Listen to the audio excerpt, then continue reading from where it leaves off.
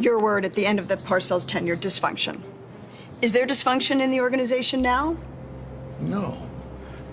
There's no dysfunction. No, wait. Zero. You have tension. I think tension, a certain amount of tension, helps make great things happen. Why did Tom Brady break off from the Patriots? It's a question I've tried to answer numerous times on this channel. After all, it was possibly the biggest NFL story of the year. One thing though that I kinda glossed over, something I didn't mention much, was a key part of this decision, and that would be Brady's wife, Gisele. Major details have been released on the tension within the Patriots organization. We have Gisele dropping F-bombs, details on a pact between Robert Kraft and Tom Brady dating back to 2010, and the particulars on the meetings that led to Brady's departure. We're going to be going over and reacting to all of this, which of course is coming from Jeff Benedict's book, The Dynasty, which was recently released. I bought myself a copy and I've certainly been enjoying it thus far. Haven't gotten through everything because boy, there is a lot of good stuff, but I did skip around to find some specifics for this video. Now you might be thinking this is all too juicy to be true, but Benedict talked with the Krafts, Brady, Belichick, Gronk, and many more within the Patriots organization. Now let me get into this first part. I've said this before and oh my how true it is today. In 2018, after Danny Amendola left the Patriots, Gronk went and publicly said on Instagram, "Be free, be happy."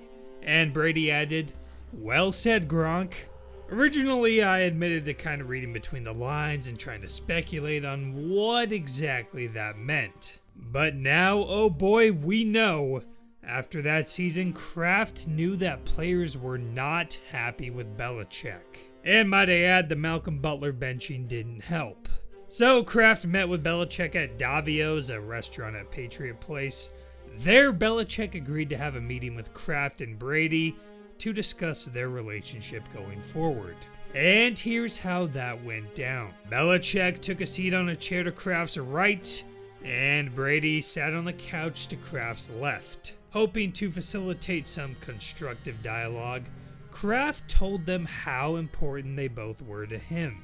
Belichick was diplomatic, Brady was respectful, but the distance between them was obvious. The meeting ended without getting to the heart of the matter. So not long after, Kraft invited Gisele and Brady over for a candid conversation. Gisele spoke first and passionately outlined how much her husband had done for the organization over the previous 18 years.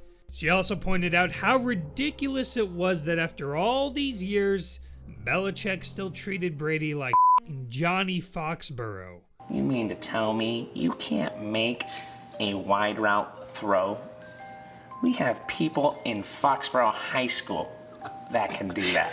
It was bad enough to never voice approval, it was bull to still be dressing down the most accomplished quarterback in league history during team meetings and treating his personal trainer and best friend like some kind of outcast. Brady's buddy Guerrero was originally allowed, but had his privileges revoked. Now, Bill is the boss, but still he'll go and praise an accomplished player like Matthew Slater or Danny Amendola, but when it comes to his most accomplished player, he's a bit short on words. And now that Brady's gone, of course Belichick is suddenly willing to go the extra mile for his quarterback in the press. Just this week he went into quite the detail on Cam Newton's work ethic.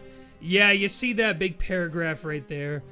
That would be Bill Belichick speaking about his new starting quarterback, who hasn't actually done anything for him yet. Now, Bill, of course, is a smart guy, so there's gotta be a method to his madness. Could he have been trying to tick off Brady?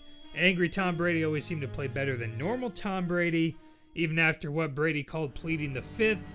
He said that the people he works with, as in Belichick, were just trying to get the best out of him when he actually felt underappreciated. And maybe now in today's world, Bill just wants to give Newton confidence in adjusting to a new team in such a short offseason. But eventually all the shade toward Brady came back to bite when he finally left the team, something Belichick and Kraft were not fully expecting to happen in 2020. But Brady and Gisele made it clear that they were considering leaving the Patriots and New England a few years ago. Kraft knew there was resentment toward Belichick, but he didn't expect them to leave over it, even though there were signs dating back an entire decade. Dating back to 2010, Kraft and Brady had a pact that they'd formed over lunch at Kraft's place on Cape Cod during Brady's prolonged contract negotiations. That year, Brady feared that Belichick might soon move on from him. He re-signed with the Patriots only after Kraft promised he'd protect Brady by stepping in and essentially allowing him to leave on his own terms if Belichick ever decided to trade him. Their unwritten understanding had been the key to keeping Brady in New England for so much longer than any other player who had played under Belichick. Sounds like Belichick did eventually want to move on from him years later, but Kraft blocked it. And in an effort to then smooth things over with Brady, Kraft granted Guerrero's privileges back. But it seemed everything was getting more and more fragile, which makes the 2018-19 season just more remarkable. Belichick and Brady seemed farther apart than ever, and the regular season presented some challenges that ended in a lackluster performance by 21st century Patriots standards. Still, Brady broke things open in the divisional round. They go on to take down the Chiefs in Kansas City and win the Super Bowl. Despite all the gripes within the organization, they still managed to win a 6th championship. Media tycoon Rupert Murdoch told Benedict that if Kraft had gone into politics, he would have been one of the greatest diplomats of all time. Benedict made the comparison Belichick and Brady to Lennon and McCartney, two of the greatest musical minds in the same band, and two of the greatest football minds on the same team. Kraft had to keep the band together. The second half of the dynasty is the anomaly. Kraft became the X factor for this dynasty to last longer than any other one in history. And that may be Kraft's biggest argument for the Pro Football Hall of Fame. Obviously, Brady and Belichick's obsession with winning certainly helped them deal with each other for 20 years. But it's evident that Belichick did want to split earlier. And you can bet Gisele was in Tom's ear wanting the same. Benedict even says Gisele was ready for the family to move out of the Boston area and get on with the next chapter of their lives.